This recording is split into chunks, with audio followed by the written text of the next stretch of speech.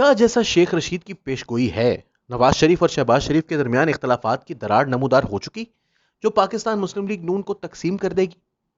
اگر ایسا ہوتا ہے تو کیا اسٹیبلشمنٹ اور تحریک انصاف ہمیشہ ایک صفحے پر رہیں گے؟ نہیں، ایسا نہیں ہے۔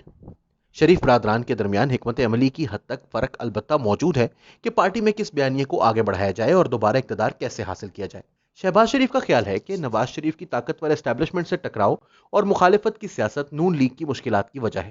چنانچہ وہ چاہتے ہیں کہ نواز شریف اور ان کی جانشین مریم نواز اپنے بیانیے کی حدت کم رکھیں اور کچھ عرصے کے لیے ملک سے باہر رہیں تاکہ اس دوران وہ اسٹیبلشمنٹ کو رام کرتے ہوئے اسے غیر جانب رکھ پائیں۔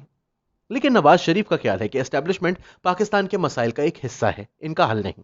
ان کا کہنا ہے کہ انہوں نے گزشتہ 3 اشروں کے دوران 3 مرتبہ حکومت کی قربانی دی، جیل اور جلا وطنی کاٹی، کیا صرف اس لیے کہ اب وہ ہار مان لے تاکہ ان کے بھائی شہباز شریف وزیر اعظم پاکستان بننے کی بے سود کوشش کر دیکھیں؟ مسئلہ کافی پیچیدہ ہے۔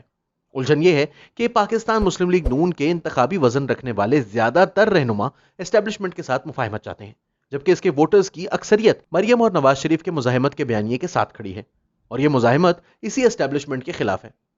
گویا حقیقت پسندی اور آئین پسندی کی کشمکش اس وقت دونوں بھائیوں کے درمیان اختلاف کی لکیر بنتی دکھائی دیتی ہے۔ اپنے مفاہمت کے بیانیے کی حمایت میں شہباز شریف کے حالیہ دنوں سامنے آنے والے بیانات بہت جلد ٹویٹر پر نواز شریف کے اسٹیبلشمنٹ مخالف جذبات کی آندھی میں ہوا ہو گئے۔ نواز شریف نے وہ بحث ہی ختم کر دی جس نے حالیہ دنوں میں مسلم لیگ نون میں ابہام اور مایوسی پھیلا رکھی تھی۔ بات واضح ہو چکی، اب شہباز شریف پر منحصر ہے کہ کیا وہ کھلی بغاوت کرتے ہوئے مسلم لیگ نون کو تقسیم کرتے ہیں یا اپنے لیڈر کے بیانیے کے سامنے سر تسلیم خم کرتے ہیں۔ اگر وہ بغاوت یعنی مسلم لیگ کی تقسیم کی طرف جاتے ہیں تو اس میں بہت سی مشکلات ہیں۔ سب سے پہلی یہ کہ مقبول عام ووٹ نواز شریف اور مریم کے ساتھ ہیں۔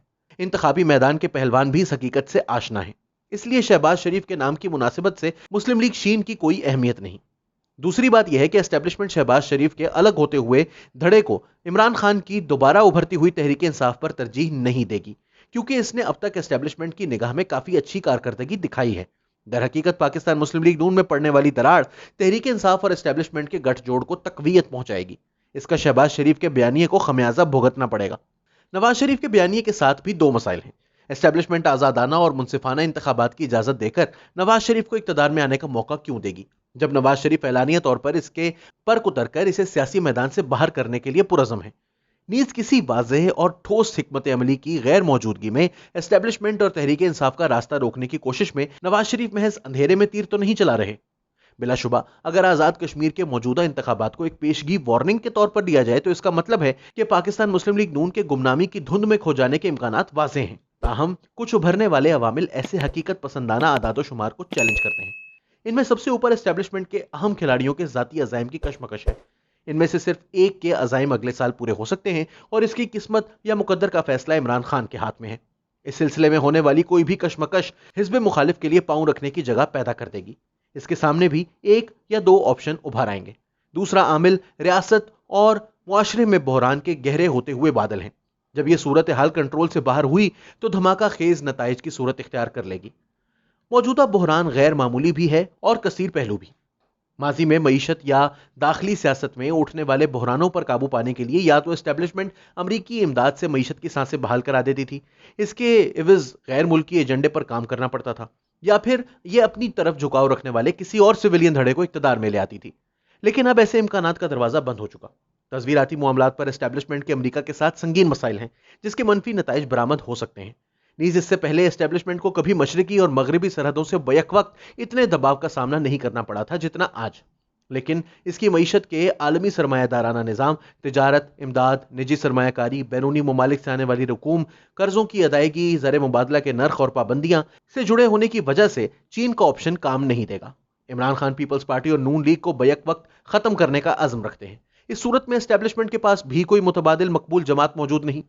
بدترین بات یہ ہے کہ اسٹیبلشمنٹ کو سیاسی چال بازیوں کی وجہ سے اپنے ہوم ٹاؤن پنجاب سے جس قدر تنقید کا نشانہ بنایا جا رہا ہے اس کی مثال نہیں ملتی۔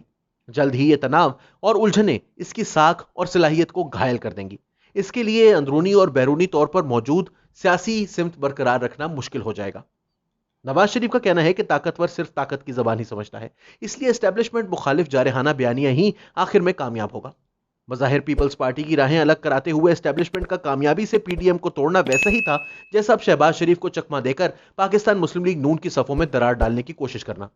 اب جبکہ برطانوی حکومت نے نواز شریف کی قیام بڑھانے کی درخواست مسترد کر دی ہے، تحریک انصاف کی خوشی کا کوئی ٹھکانہ نہیں، لیکن اس دھماکہ خیز پیش رفت سے کئی ایک سوالات اٹھتے ہیں۔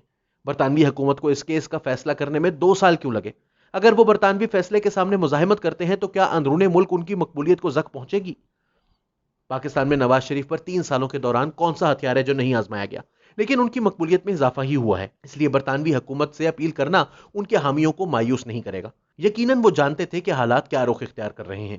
اگر وہ خائف ہوتے تو ابھی 2 دن پہلے اسٹیبلشمنٹ پر اس قدر شدید تنقید نہ کرتے۔ انہوں نے یقیناً اپنے وکلاء اور سیاسی مشیروں کے ساتھ مل کر کوئی حکمت عملی طے کر رکھی ہوگی۔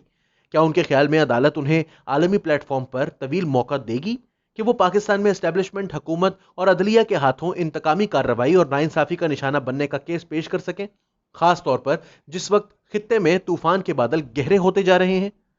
نواز شریف یقیناً ایک روز پاکستان واپس آ جائیں گے، لیکن کن شرائط پر؟ اس کا سب سے اچھا موقع اگلے انتخابات سے قبل رضاکارانہ طور پر واپس آ کر عدالت کے حکم کی تعمیل کرنا ہوگا۔